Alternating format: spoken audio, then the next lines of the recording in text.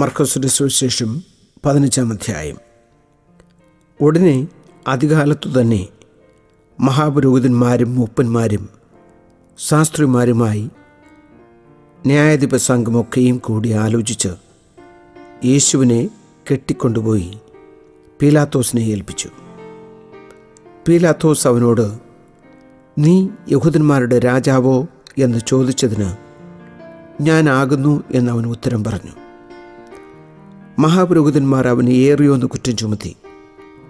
പീലാത്തോസ് പിന്നെയും അവനോട് ചോദിച്ചു, നീ ഒരു ഉത്തരവും പറയുന്നില്ലയോ? ഇതാ അവർ നിന്നെ എന്തെല്ലാം കുറ്റം ചുമത്തുന്നു എന്ന് പറഞ്ഞു.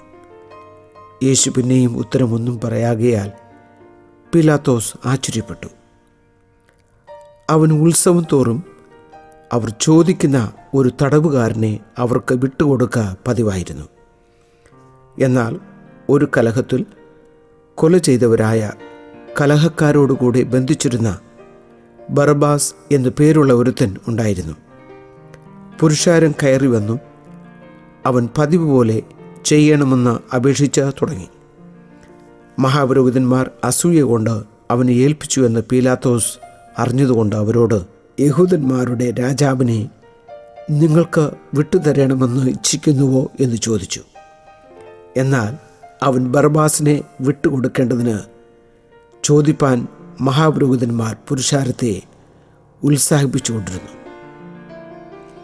പീലാത്തോസ് പിന്നെയും അവരോട്, എന്നാൽ യഹൂദന്മാരുടെ രാജാവ് എന്ന് നിങ്ങൾ പറയുന്നവനെ ഞാൻ എന്തു ചെയ്യണം എന്ന് ചോദിച്ചു.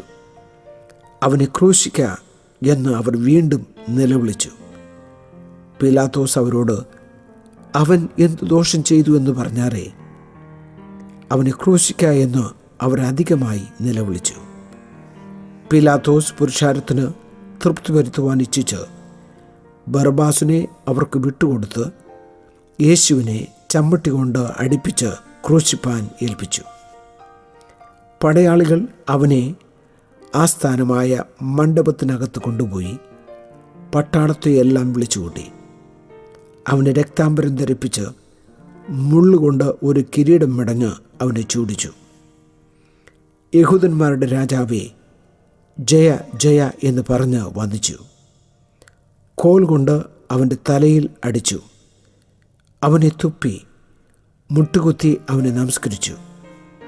അങ്ങനെ അവനെ പരിഹസിച്ച ശേഷം അവർ രക്താംബരം നീക്കി സ്വന്തം വസ്ത്രം ധരിപ്പിച്ച് അവനെ ക്രൂശിപ്പാൻ കൊണ്ടുപോയി.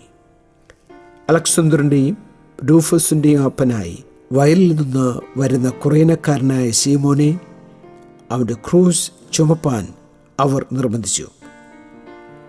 തലയോടിടം എന്നർത്ഥമുള്ള ഗോൽഗോഥ എന്ന സ്ഥലത്ത് അവനെ കൊണ്ടുപോയി. കണ്ടിവണ്ണ കലർത്തിയ വീഞ്ഞ് അവന് കൊടുത്തു. അവനോ വാങ്ങിയില്ല. അവനെ ക്രൂശിച്ച ശേഷം അവൻ്റെ വസ്ത്രം ഇന്നവന് ഇന്നത് കിട്ടണമെന്ന് ചീട്ടിട്ട് പകുതി ചെയ്തു. 3-ാം മണിനേരമായപ്പോൾ അവനെ ക്രൂശിച്ചു. യഹൂദന്മാരുടെ രാജാവ് എന്നിങ്ങനെ അവൻ്റെ കുറ്റം മീതെ എഴുതിയിരുന്നു. അവർ 2 കള്ളന്മാരെ ഒരുത്തനെ വലത്തും ഒരുത്തനെ ഇടത്തുമായി അവനോടുകൂടെ ക്രൂശിച്ചു. അധർമ്മികളുടെ കൂട്ടത്തിൽ അവനെ എണ്ണി എന്നുള്ള തിരുവെഴുത്ത് നിവൃത്തിയായി. കടന്നു പോകുന്നവർ തല കുലുക്കിക്കൊണ്ട്, ഹാഹാ, മന്ദിരം പൊളിച്ച് 3 നാൾ കൊണ്ട് പണിയുന്നവനെ, നിന്നെ തന്നെ രക്ഷിച്ച് ക്രൂശിൽ നിന്ന് ഇറങ്ങിവാ എന്ന് പറഞ്ഞ് അവനെ ദുഷിച്ചു. അങ്ങനെ തന്നെ മഹാപുരോഹിതന്മാരും മൂപ്പന്മാരും അവനെ പരിഹസിച്ചു. ഇവൻ മറ്റുള്ളവരെ രക്ഷിച്ചു, തന്നെ താൻ രക്ഷിപ്പാൻ വഹിയ. നാം കണ്ട് വിശ്വസിക്കേണ്ടതിന് ക്രിസ്തു എന്ന ഇസ്രായേൽ രാജാവ് ഇപ്പോൾ ക്രൂശിൽ നിന്ന് ഇറങ്ങി വരട്ടെ എന്ന് തമ്മിൽ പറഞ്ഞു. അവനോടുകൂടെ ക്രൂശിക്കപ്പെട്ടവരും അവനെ പഴിച്ചു പറഞ്ഞു. 6-ാം മണിനേരമായപ്പോൾ 9-ാം മണിനേരത്തോളം ദേശത്ത് എല്ലാം ഇരുട്ടുണ്ടായി. 9-ാം മണിനേരത്ത് യേശു, എൻ്റെ ദൈവമേ, എൻ്റെ ദൈവമേ, നീ എന്നെ കൈവിട്ടത് എന്ത് എന്നർത്ഥമുള്ള എലോഹി എലോഹി ലമ്മ സബക്താനി എന്ന് അത്യുച്ചത്തിൽ നിലവിളിച്ചു. അരികെ നിന്നവരിൽ ചിലർ കേട്ടിട്ട് അവൻ ഏലിയാവെ വിളിക്കുന്നു എന്ന് പറഞ്ഞു. ഒരുത്തന് ഓടി ഒരു സ്പോങ്ങിൽ പുളിച്ചു വീഞ്ഞ് നിറച്ച ഒരു ഓടക്കോളിന്മേലാക്കി, നിൽപ്പീൻ, ഏലിയാവ് അവനെ ഇറക്കുവാൻ വരുമോ എന്ന് നമുക്ക് കാണാം എന്ന് പറഞ്ഞ് അവന് കുടിപ്പാൻ കൊടുത്തു. യേശു ഉറക്കെ നിലവിളിച്ച് പ്രാണനെ വിട്ടു. ഉടനെ മന്ദിരത്തിലെ തിരശ്ശീല മേൽത്തൊട്ട് അടിയോളം രണ്ടായി ചീന്തിപ്പോയി. അവന് എതിരെ നിന്നിരുന്ന ശതാധിപൻ അവൻ ഇങ്ങനെ പ്രാണനെ വിട്ടത് കണ്ടിട്ട്, ഈ മനുഷ്യൻ ദൈവപുത്രനായിരുന്നു സത്യം എന്ന് പറഞ്ഞു.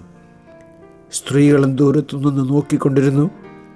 അവരിൽ മഗ്ദലക്കാരത്തി മറിയയും ചെറിയ യാക്കോബിൻ്റെയും യോസയുടെയും അമ്മ മറിയയും ശലോമിയും ഉണ്ടായിരുന്നു. അവൻ ഗലീലയിൽ ഇരിക്കുമ്പോൾ അവർ അവനെ അനുഗമിച്ചും ശുശ്രൂഷിച്ചും പോന്നു. അവനോടുകൂടെ യെരുശലേമിലേക്ക് വന്ന മറ്റ് സ്ത്രീകളും ഉണ്ടായിരുന്നു. വൈകുന്നേരമായപ്പോൾ ശബത്തിൻ്റെ തലേനാളായ ഒരുക്കനാളാകൊണ്ട് ശ്രേഷ്ഠമന്ത്രിയും ദൈവരാജ്യത്തെ കാത്തിരുന്നവനുമായ അരിമഥ്യയിലെ യോസെഫ് വന്ന് ധൈര്യത്തോട് പീലാത്തോസിൻ്റെ അടുക്കൽ ചെന്ന് യേശുവിൻ്റെ ശരീരം ചോദിച്ചു. അവൻ മരിച്ചു കഴിഞ്ഞുവോ എന്ന് പീലാത്തോസ് ആശ്ചര്യപ്പെട്ട് ശതാധിപനെ വിളിച്ചു.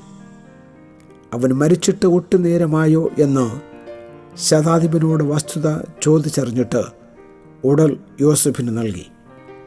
അവൻ ഒരു ശീല വാങ്ങി അവനെ ഇറക്കി ശീലയിൽ ചുറ്റിപ്പൊതിഞ്ഞ് പാറയിൽ വെച്ചിട്ടുള്ള കല്ലറയിൽ വെച്ചു. കല്ലറ വാതിൽക്കൽ ഒരു കല്ല് ഉരുട്ടിവെച്ചു. അവന് വെച്ച ഇടം മഗ്ദലക്കാരത്തി മറിയയും യോസയുടെ അമ്മ മറിയയും നോക്കി കണ്ടു.